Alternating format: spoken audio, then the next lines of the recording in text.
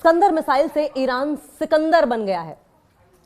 अब Iskander missile की entry होने वाली है और जैसे ही स्कंदर मिसाइल की एंट्री होगी, ईरान विनर घोषित होगा, सिकंदर बनकर उभरेगा, इजराइल को तहस नहस कर देगी ये मिसाइल। और अब असली बवाल होगा, क्योंकि स्कंदर ईरान को बनाएगी सिकंदर। ईरान को रूस ने गुपचुप तरीके से स्कंदर मिसाइलें दे दी हैं। गुपचुप तरीके से ईरान को रशिया की ओर से स्कंदर मिसाइलें दे दी गई। देखिए, स्ट्रेटेजिक पार्टनर्स हैं दोनों देश, रशिया और ईरान।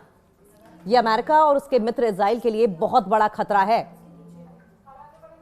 उनके पास शाहिद ड्रोन्स पहले से ही है और अब स्कंदर मिसाइल भी।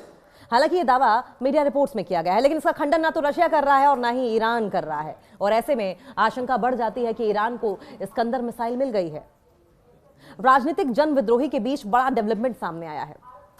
जिस तरीके से ये पॉलिटिकल वॉरफेयर छिड़ा हुआ है और एक दूसरे पर पॉलिटिकल स्टेटमेंट्स दिए जा रहे हैं, बयानबाजी की जा रही है, ऐसे में ये बड़ा डेवलपमेंट माना जा रहा है। अमेरिका इजराइल थ्रेड को किल करने के लिए, आप समझें इस बात को, ये बहुत इंपॉर्टेंट है।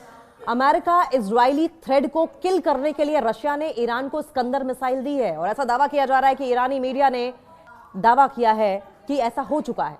रिपोर्ट्स के मुताबिक रशिया ने ईरान को अपनी स्कंदर शॉर्ट रेंज बैलिस्टिक मिसाइलें दी हैं और ये जो सिस्टम है वो भी सौंपा है ईरान को। और ये मिसाइल ट्रेडिशनल, पारंपरिक और न्यूक्लियर, परमाणु दोनों तरह के वॉरहेड्स ले जाने में सक्षम है। खास बात यह है कि इसे एयर डिफेंस को चकमा देने वाली घातक मिसाइल माना जाता है। एयर डिफेंस को चकमा देने वाली। यह लंबे समय तक रशिया के सुपर 6 हथियारों में शामिल रही है। IRGC से जुड़े तस्नीम न्यूज एजेंसी ने 9 जून को दावा किया था और कहा था कि यह ट्रस्टवर्दी सोर्सेज से उन्हें पता चला है, उनके भरोसेमंद सूत्रों से पता चला है कि रशिया की स्कंदर मिसाइल ईरान पहुंच चुकी है। और ये जून में ही हो गया था, यानी कि जो जंग उस वक्त छिड़ी थी, उस वक्त भी ईरान के पास ये ऑप्शन था कि स्कंदर मिसाइल से वो अटैक कर देता। लेकिन अब की बार अगर स्कंदर मिसाइल से अटैक किया जाता है तो इजराइल इस अटैक को बचा नहीं पाएगा, रोक नहीं पाएगा। एजेंसी का दावा अगर सच है तो ये 2023 में ईरान पर लगे संयुक्त राष्ट्र बैलिस्टिक मिसाइल सैंक्शन हटने के बाद वेस्टर्न एशिया में सबसे बड़ा मिसाइल तकनीकी बदलाव होगा।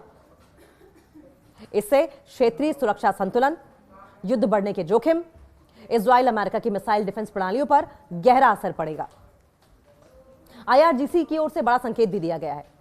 ईरान की फर्स्ट न्यूज एजेंसी बिना नाम लिए IRGC अधिकारी के हवाले से कहा गया है कि स्कंदर की डिलीवरी स्ट्रेटेजिक माइलस्टोन है, एक रणनीतिक माइलस्टोन है। इसे ईरान अपने दुश्मनों और उसके सहयोगियों को करारा जवाब देने में सक्षम होगा, यानी अमेरिका और इजराइल को। यह बयान साफ तौर पर इजराइल और अमेरिका के लिए था। वहीं दूसरी तरफ रशिया स्कंदर के ईरान पहुंचने पर चुप्पी साधे हुए है। क्रेमलिन के प्रवक्ता हैं दिमित्री पेस्कोव।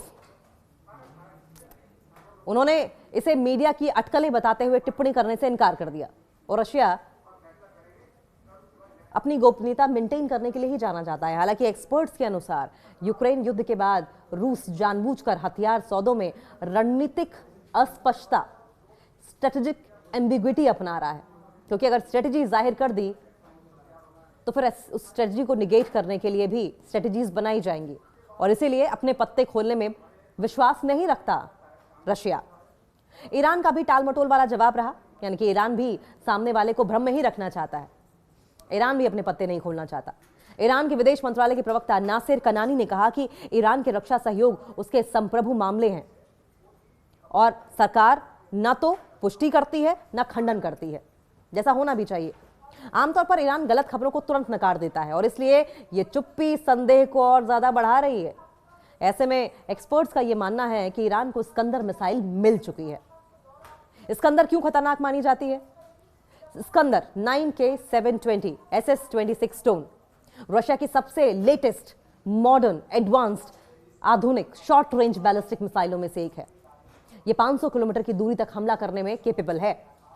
इसका वॉरहेड 480 से 700 किलोग्राम का हो सकता है, यानी कि 480 से 700 किलोग्राम का विस्फोटक ले जा सकता है।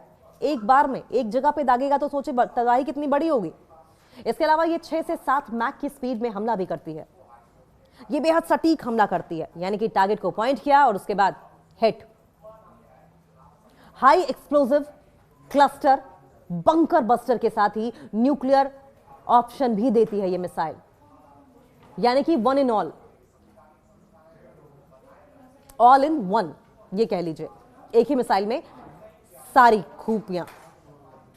ये मिसाइल उड़ान के दौरान दिशा बदल सकती है, जिससे कि पैट्रियट, आयरन डोम और एरो जैसी मिसाइलें डिफेंस प्रणालियों को चकमा देना आसान हो जाता है। और ये कौन इस्तेमाल करता है? आयरन डोम, एरो, पैट्रियट, ये सब इजराइल इस्तेमाल करता है। यानी कि ईरान की एक ही मिसाइल इजराइल के तमाम हथियारों, तमाम डिफेंस सिस्टम के लिए काफी होगी।